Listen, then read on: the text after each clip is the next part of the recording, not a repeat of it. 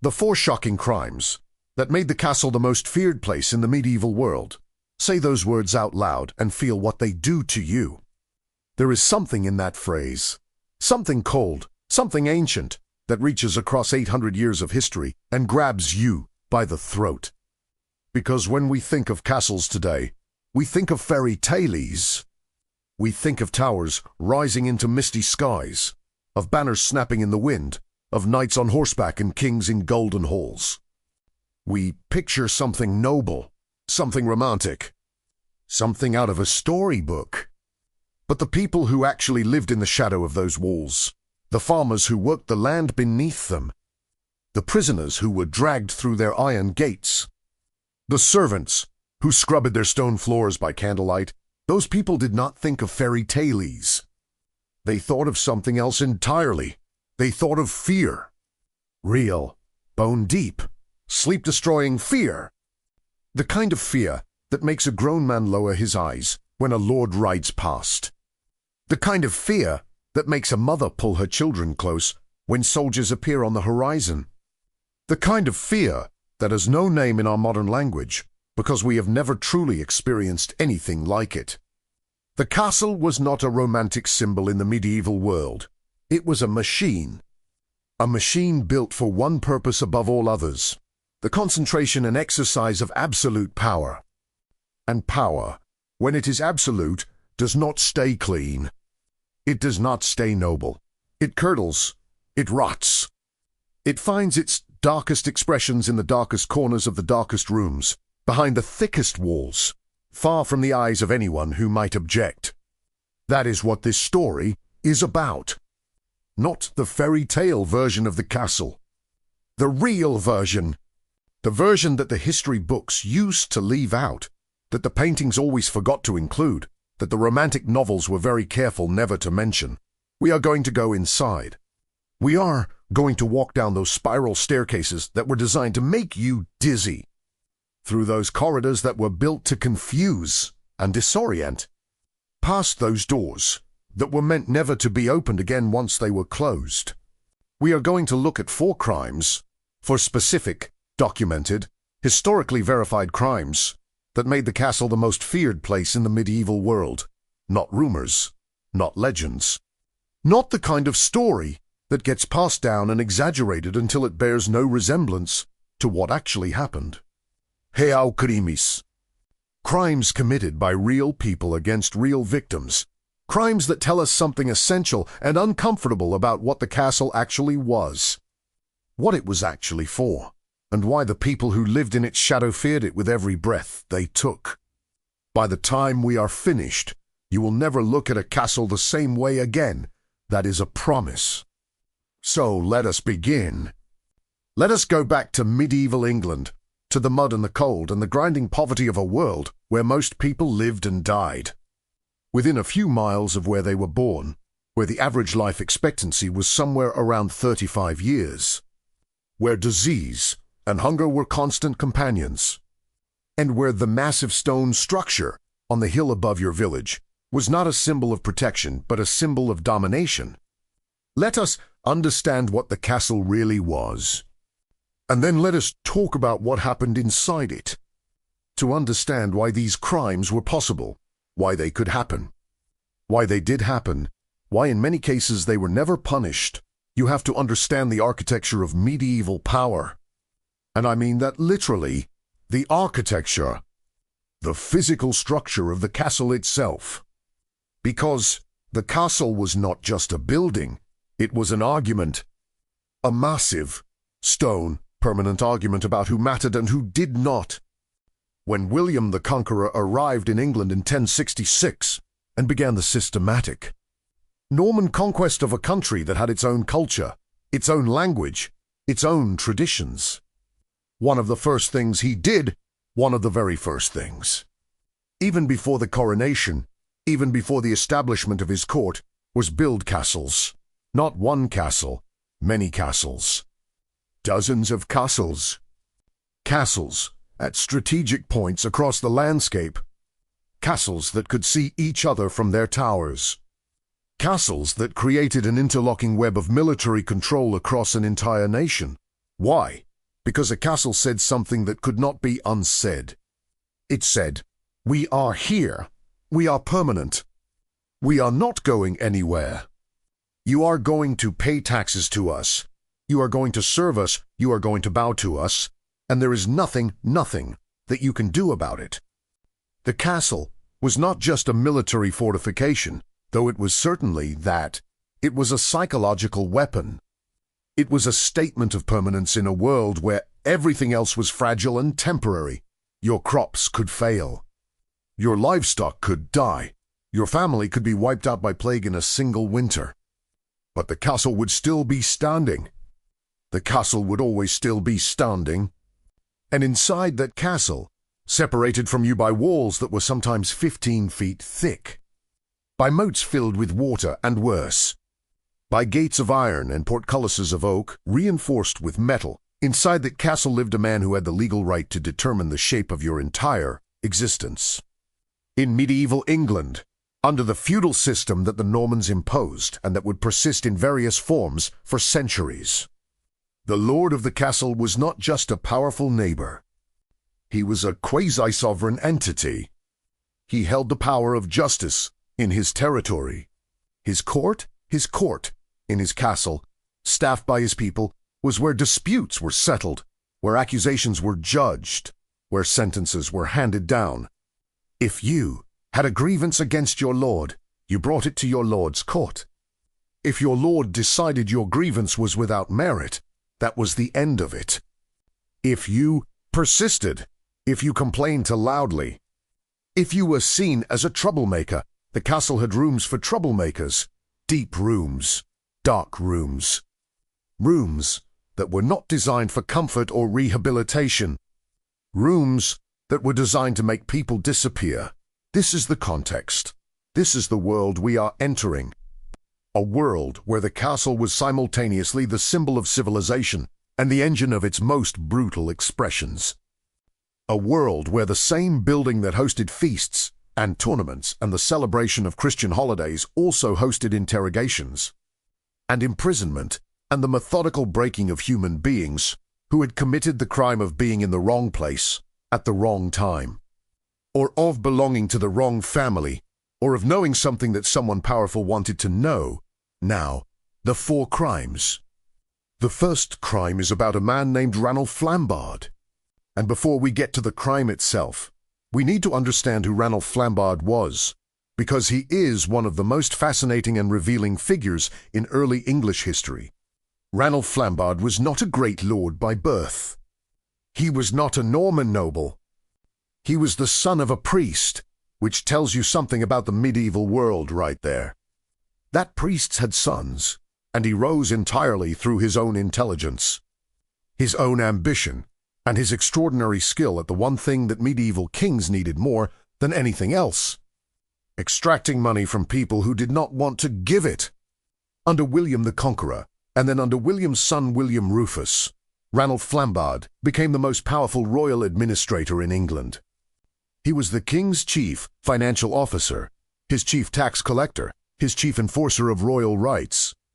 He was, in the language of the time, the king's justiciar, the man who made sure that the machinery of royal power kept running, that the money kept flowing, that the nobles who tried to avoid their obligations to the crown were made to feel the consequences of that avoidance. He was hated. He was feared.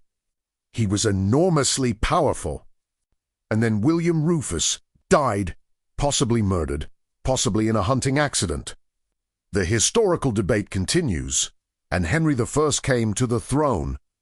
And Henry I needed to establish himself as a king who was different from his brother, a king who respected the laws and the rights of the nobility.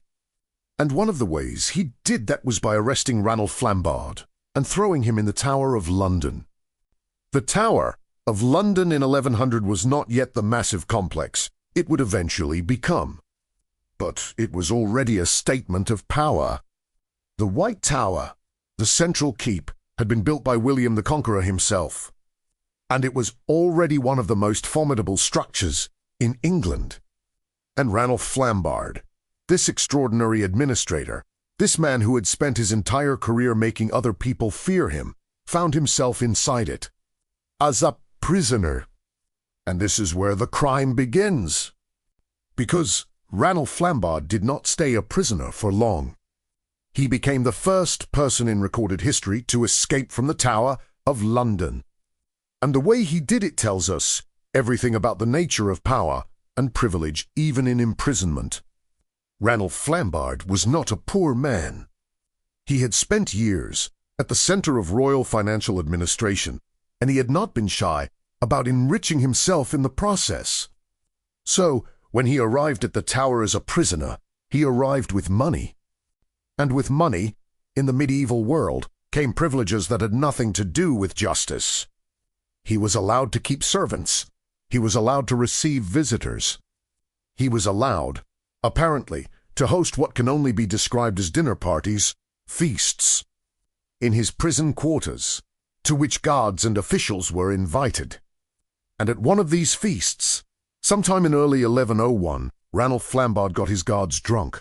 This is not speculation. This is what the chroniclers record. He provided excellent wine.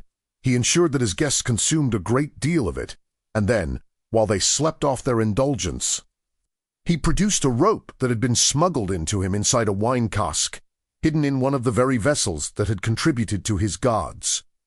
Incapacitation, and he lowered himself from his window. He did not make a clean escape. The rope was apparently too short, and he fell the last portion of the distance and injured himself. But he got away. He fled to Normandy, where he joined the forces of Duke Robert, who was Henry's rival for control of the English throne. And he spent years intriguing against the king who had imprisoned him. Now, what is the crime here? The crime is what Ranulph Flambard's imprisonment revealed about the castle as a system of justice. A system in which wealth bought comfort, in which comfort bought access, in which access could be converted into escape. A system in which the rules that applied to a poor prisoner, the chains, the darkness, the starvation, the conditions that broke bodies and spirits, did not apply to a wealthy prisoner.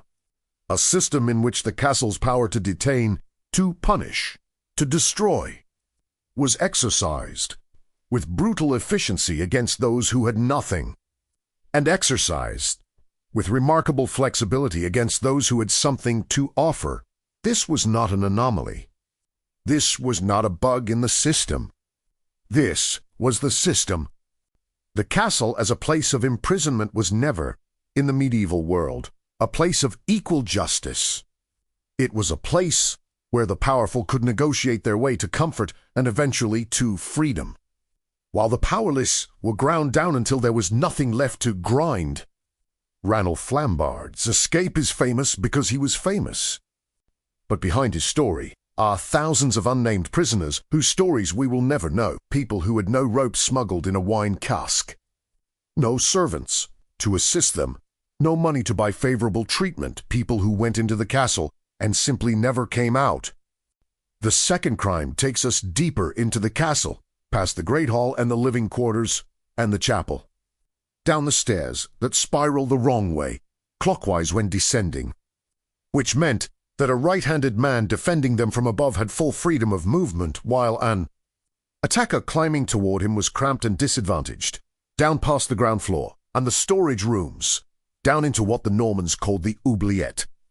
The word comes from the French for forget. To place someone in the oubliette was, in a very literal sense, to forget them. It was a specific architectural feature of certain medieval castles, a small cell, sometimes not much larger than a wardrobe, accessible only through a trapdoor in its ceiling. You dropped the prisoner in, you closed the trapdoor, and then you forgot them. In the historical record of medieval England, one of the most documented and most disturbing examples of the oubliette and what it represented involves the Castle of Corfe in Dorset. Corfe Castle was a royal castle, built by William the Conqueror on a dramatic natural hilltop that dominated the surrounding landscape so completely that it was almost as if the landscape itself had been designed to support the castle's air of absolute authority. And Corfe Castle was, for a period in the late 12th and early 13th centuries. A place where royal enemies were deposited and forgotten with a regularity and a casualness that still has the power to shock. Under King Guizhou, a monarch whose reputation has suffered considerably from 8 centuries of historical judgment, and whose reputation has, if anything, suffered too little, Corfe Castle became something close to a warehouse for inconvenient people. John had enemies. Jihad rival. He had men who had backed the wrong faction, who had signed the wrong documents, who had said the wrong things at the wrong moments. And instead of dealing with these men through open trial or execution, both of which would have created witnesses and records and potential martyrs, John preferred to deal with them quietly, to put them in a place where they would cause no trouble, where they would create no difficulties, where they would, eventually, simply stop being a problem. In 1202, after a military campaign in France, John captured a group of Norman and Poitevin prisoners, men of noble birth, men who had claims and connections and people who might advocate for them. 22 of them were sent to Corfe Castle. The historical record becomes, up to this point, somewhat sparse, which is itself a kind of evidence. We know they went in. We do not have clear records of them coming out. Contemporary chroniclers, writing at the time or shortly after, suggest that they were starved to death, deliberately, methodically, not through neglect but through policy, through the decision by someone, presumably someone acting on royal authority, to simply stop providing food. This was the second crime. Not the killing itself, brutal as it was, but the mechanism by which the castle made that killing possible. The mechanism of disappearance. The oubliette was not just a room. It was a concept. It was the idea that the castle's walls were thick enough, and its authority complete enough, that a human being could be removed from the world without ceremony, without record, without any of the processes that even the medieval world nominally required. You could not disappear a man in the middle of a town. People would notice. People would ask questions. People would remember. But inside the castle, behind those walls, under that authority, you could make a man disappear as easily as you could close a trapdoor. And the castle had other traps, besides the literal ones. It had the trap of its own legal authority. In medieval England, the lord of a castle had the right to hold prisoners, to determine their conditions of imprisonment, to make decisions about their welfare. If a lord decided that a prisoner should receive less food, that was his decision to make. If a prisoner died as a result, that was a matter between the lord and his conscience and his God. It was not, in most circumstances, a matter for any earthly court. The castle was its own court. The castle was its own law. And behind that law, those 22 men from Corfe Castle, and hundreds of others like them in castles across medieval England, simply ceased to exist.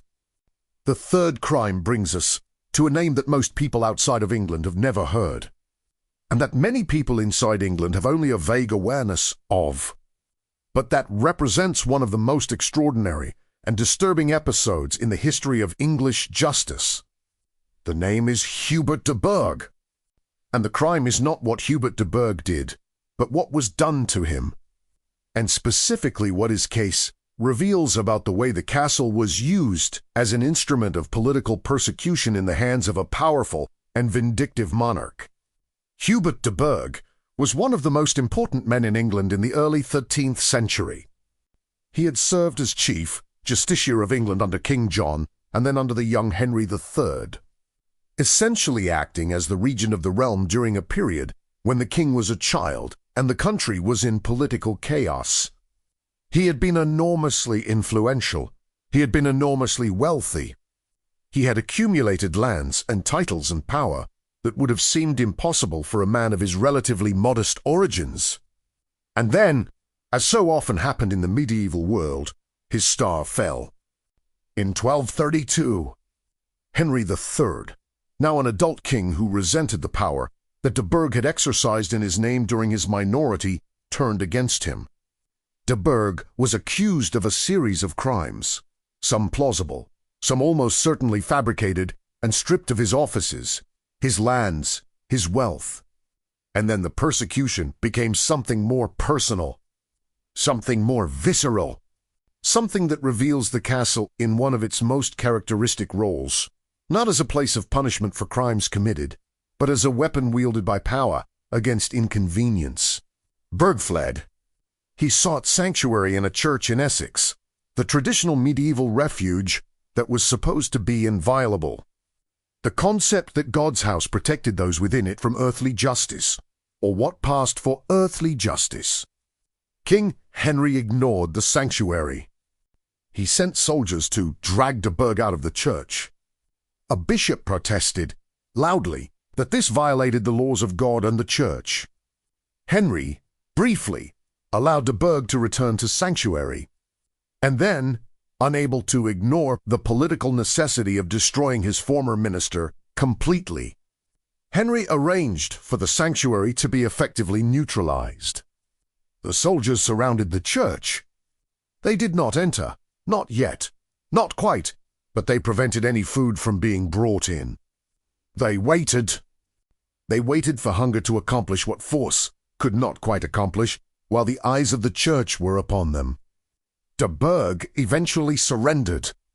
He was taken to the Tower of London, always the Tower, always the great symbolic machine of royal power, and imprisoned. He was put in chains, which was notable because it was unusual for a man of his rank. The chains were, almost certainly, not about security. They were about humiliation. They were about sending a message to every great lord in England. Look at what has become of Hubert de Burgh. Look at what happens to men who accumulate too much power, who become too necessary, who make themselves too difficult to dismiss. Look at what happens to them in the end, and the message worked.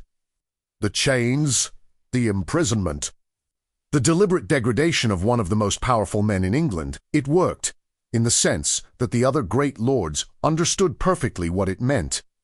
It meant that no one, no matter how powerful, no matter how well connected, no matter how many years of faithful service they had provided, was safe from the castle once the king decided they were a threat. The castle was not just a prison. It was a message. It was a demonstration. It was the most powerful argument the crown possessed that its authority was absolute and its patience with inconvenient. Man was not without limit. De Burgh eventually escaped. Again, the escape from the Tower.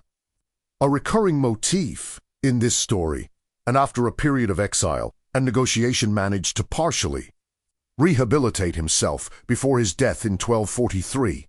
But the damage was done, and the lesson was clear. The castle did not merely punish criminals. It manufactured enemies and then punished them for being enemies. It was a tool of political destruction, a machine for the systematic elimination of those who had become inconvenient to power, and it operated with a ruthlessness and a disregard for anything resembling justice that was all the more shocking for being entirely legal within the framework of the medieval world. The fourth crime is different from the others. It is not a story of a single prisoner or a single political enemy. It is a story about a system that operated at the level of the castle's most basic economic function. A system that ground up not one man or 22 men, but entire communities. And that did so not in the dramatic fashion of imprisonment or deliberate neglect, but in the quiet, grinding, utterly ordinary way that makes systemic injustice both the most common and the most difficult to see clearly. To understand the fourth crime, you need to understand the concept of the castle ward. In medieval England, great castles were not just residences and fortifications. They were also administrative centers. They were the places where the lord's officials collected taxes, adjudicated disputes, registered land transfers, and generally managed the economic and legal life of the surrounding territory. And one of the most important functions of the castle as an administrative center was the wardship system. When a great landholder died and left a minor heir, a child too young to manage their own. Estates. The child and their lands came under the wardship of the crown, or of whatever great lord held the relevant feudal authority. The guardian was responsible for the child's welfare and education.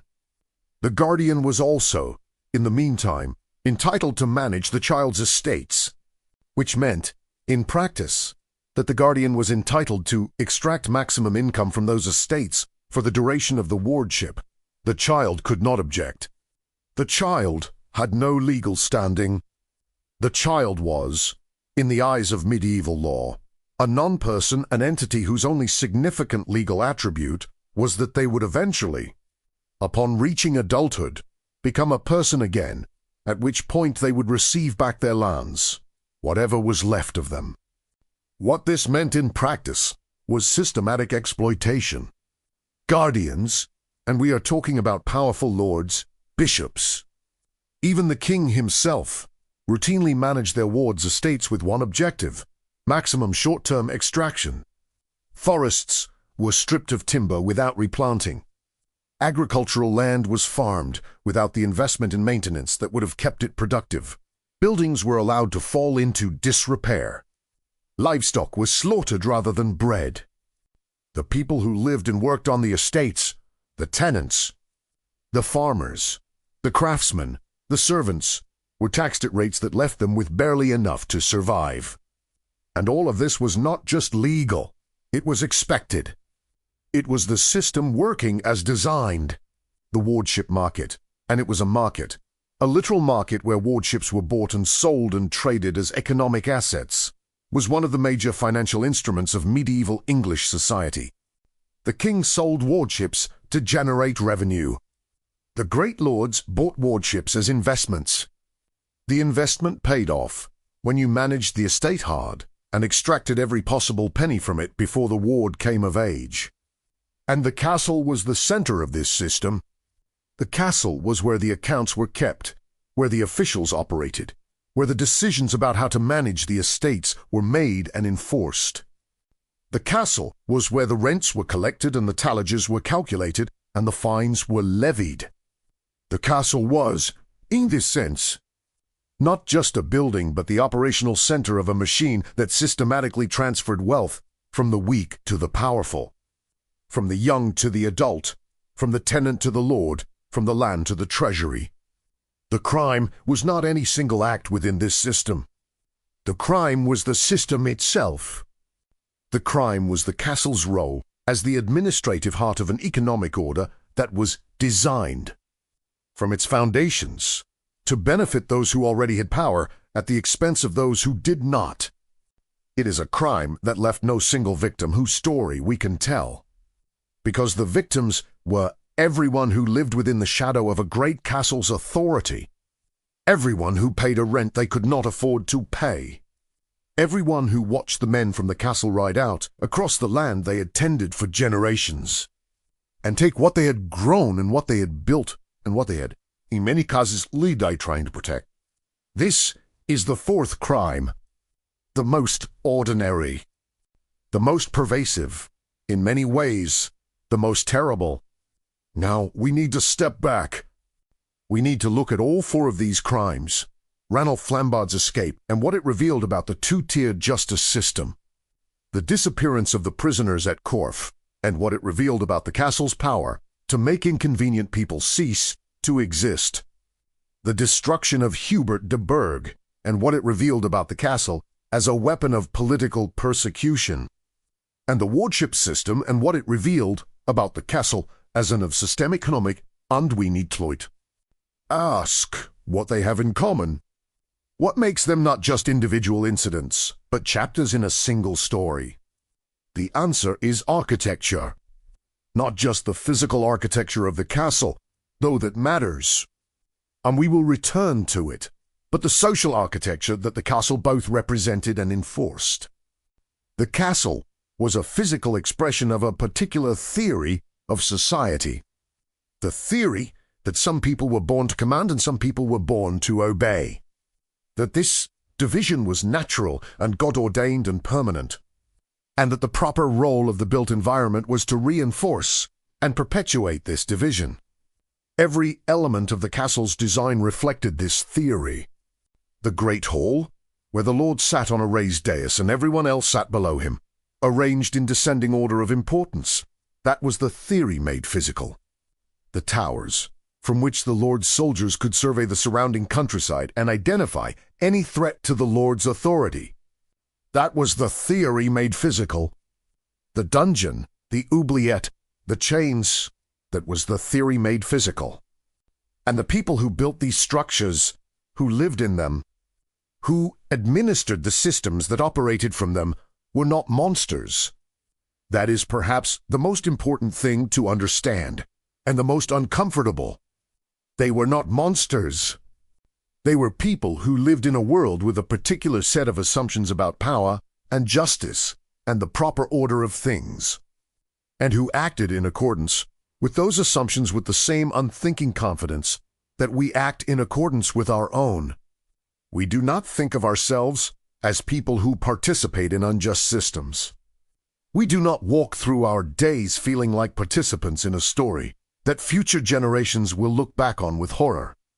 But we are, all of us, embedded in systems of power and privilege that distribute harm and benefit in ways that we largely do not see.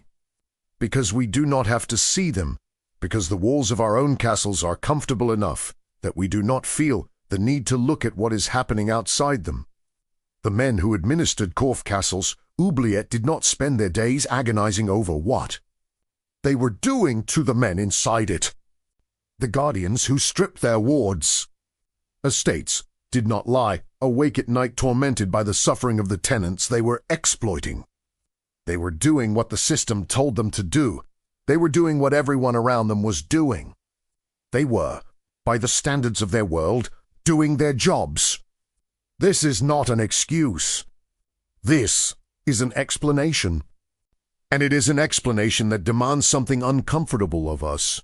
It demands that we think about what our descendants, looking back from the vantage point of several centuries, will see in the systems that we administer, the institutions we inhabit, the walls behind which we conduct our ordinary lives, without thinking too hard about what is happening on the other side.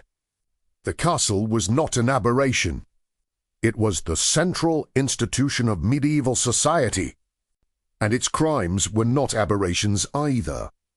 They were the central institution of medieval society operating as it was designed to operate. That is what makes them worth examining. Not as entertainment.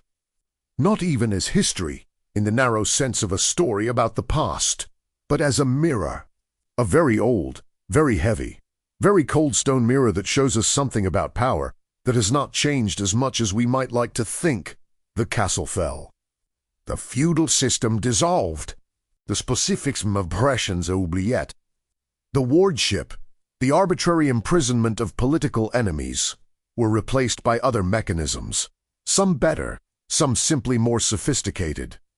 But the basic question that the castle poses, who has the power to make other people disappear, and how is that power justified? And who benefits from it, and who pays the cost? That question has never gone away. It has simply found new buildings to inhabit. We have traveled a long distance in this story. We have walked through the gates of Corfe Castle and the Tower of London and the administrative machinery of medieval English justice, and we have looked at for specific crimes that the castle made possible. But I want to end not with crime, but with resistance. Because the history of the castle is not only the history of power, exercising itself freely and without consequence. It is also the history of the people who pushed back. Ranulph Flambard pushed back with a rope in a wine cask and an extraordinary talent for self-preservation. Hubert de Burgh pushed back with the help of a church and a bishop brave enough to invoke the laws of God against a king. The wards and their tenants pushed back in smaller ways. In the everyday acts of foot-dragging and misdirection and minor sabotage that are the arsenal of the powerless in every age.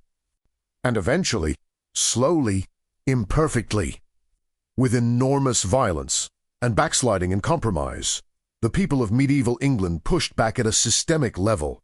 The Magna Carta was about the castle. It was an attempt by the great lords to put legal limits on the king's power, to use the castle system against them to prevent arbitrary imprisonment, to limit the abuse of the wardship system, to establish that even the most powerful man in England was not above the law. It was an imperfect document, and its protections extended primarily to the great lords, rather than to the ordinary people who were most vulnerable to the castle's power. But it was a beginning. It was the first time in English history that the principle was established in writing that power was not unlimited, that even a king had obligations, that the castle could not simply do whatever it liked to whoever it liked without any accountability whatsoever. That principle, fragile, contested, imperfect as it was, is the ancestor of every legal protection that we take for granted today. Every right to a fair trial, every protection against arbitrary detention, every limit on the power of the state to make inconvenient people disappear, all of it traces back, in some way, to the moment when the barons of England stood in a field called Runnymede and told their king that the castle had limits. The castle is still there. Corfe Castle still stands on its hill in Dorset, or what remains of it stands. It was deliberately destroyed in the 17th century by parliamentary forces during the English Civil War, because even then, 600 years after the crimes we have discussed, people still understood that the castle was a symbol of something they wanted to be done with. The Tower of London still stands, and people still visit it as a tourist attraction. And they take photographs and buy souvenirs and listen to guides explain its history. And most of them, I think, feel something as they walk through those walls that they cannot quite put into words. They feel the weight of what happened there. They feel the centuries. They feel the presence of all those people, the Ranulph Flambards with their wine and their ropes, the unnamed prisoners who had neither, the Hubert de Burghs in their chains, all those people who learned, in the most personal and irreversible ways possible, what the castle really was, the most feared place in the medieval world. And perhaps we should not be too quick to congratulate ourselves on having left it behind. There is one more thing that needs to be said before we close this chapter of history, because we have talked about for crimes, but we have not fully talked about the castle's relationship with the people who were not its enemies, not its prisoners, not its victims, the people who worked inside it, the people who served it, the people who devoted their lives to its maintenance and its perpetuation, the servants of the castle, the soldiers of the castle, the clerks and administrators and cooks and grooms and blacksmiths and laundresses, and all the other human beings whose labor made the castle function, whose skills and energy and daily effort kept the machine running. These people were not, in most cases, innocent victims of the castle's power, but they were not its primary beneficiaries either. They occupied a complicated middle ground that is, in many ways, the most interesting and most human territory in the history of the castle. The soldier who guarded Ranulph Flambard's cell and got drunk on his wine and allowed him to escape, was he a villain? Was he corrupt? Or was he simply a man doing a tedious and underpaid job, offered something pleasant by a wealthy prisoner, making a human decision that had unforeseen consequences? The clerk who kept the accounts of the wardship estates, who recorded the rents extracted and the forest stripped and the tenants taxed beyond endurance, was he complicit in the crime? He was. Doing what clerks did, he was doing what his lord required. He was not in a position to refuse. The women who worked in the castle kitchens and laundries, who heard things and knew things that the lords would have preferred they not hear, and know, what did they do with that knowledge? We do not have many records of what they thought or said or did. The historical record, as usual, was not much interested in the lives of people who did laundry. But they were there. They were always there, in every castle, in every dungeon. At every feast, where a great lord entertained his allies, and made plans that would determine the lives of thousands of people who had no say in the matter. The castle was built by human hands, and maintained by human hands, and operated by human hands. And all those hands belonged to people who had their own fears and desires and loyalties and moral codes, however limited and however shaped by the world they inhabited. When we look at the castle and see a machine for the exercise of power, a machine for the concentration of wealth, a machine for the systematic perpetuation of inequality, we need to remember that machines are made of parts, and the parts of this particular machine were people. People who, in most cases, did not choose the machine they were part of. People who had no more ability to step outside the system of the castle than most of us have to step outside the systems that shape our own lives. This is not, again, an excuse. Complicity is still complicity, even when it is involuntary. Participation in injustice is still participation, even when the alternatives are limited. But it is a reminder that history is not made by heroes and villains alone. It is made by the vast majority of human beings who are neither, who are simply trying to survive in the world as it is rather than the world as it should be, and who leave behind them not stories, but the anonymous weight of lives lived in service of structures they did not build and could not dismantle. The castle is their monument too, so here we are, for crimes, for windows into the reality of a place that has been mythologized almost beyond recognition. The castle of the fairy tales and the castle of the history books are not the same building. The building in the history books is made of the same stone, but the light that falls on it is different. It is the light of all those candles guttering in all those dungeons, all those torches being carried down all those spiral staircases, toward doors that were not meant to be opened again once they were closed. It is the light of a world in which power was not restrained by anything we would recognize as law or justice or human rights, in which the strong took from the weak because that was simply how things worked, in which the castle stood on its hill and looked down on the surrounding countryside with the absolute confidence of something that expected to stand forever. The castle did not stand forever. A thing dies.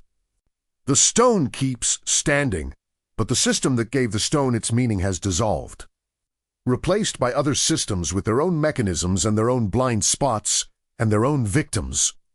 And we stand in those other systems, looking back at the castle across 800 years of history, and we see in it something that disturbs us.